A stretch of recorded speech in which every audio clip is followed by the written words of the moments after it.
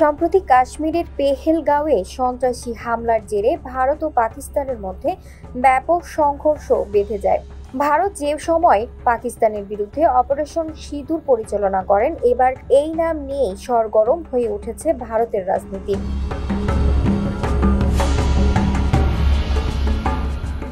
পশ্চিমবঙ্গের আলিপুরদুয়ারে প্রধানমন্ত্রী নরেন্দ্র মোদীর সভা থেকে অপারেশন বেঙ্গল এর ডাকও উঠেছে।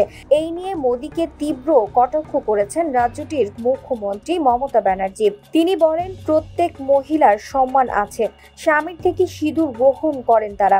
মোদী নিজের স্ত্রীকে কেন সিঁদুর দিচ্ছেন না? আলিপুরদুয়ারে মোদীর সভা থেকে এই দিন অপারেশন সিঁদুর এর মতো বাংলার অপারেশন বেঙ্গল এর ডাক দেন সুকান্ত মজুমদার, শুভেন্দু অধিকারীরা। এই নিয়েই এই দিন নবান্ন থেকে সংবাদ সম্মেলন করে মোদীকে নিশানা করেন পশ্চিমবঙ্গের মুখ্যমন্ত্রী মমতা। তিনি বলেন, অপারেশন সিঁদুর নামটা ওরা দিয়েছে, সব নাম এখন কেন্দ্রই ঠিক করে। অপারেশন সিঁদুর নাম রাখা হয়েছিল যাতে রাজনৈতিকভাবে সেটিকে ব্যবহার করা যায়। এখনই এই নিয়ে কোনো মন্তব্য করতে যাব না।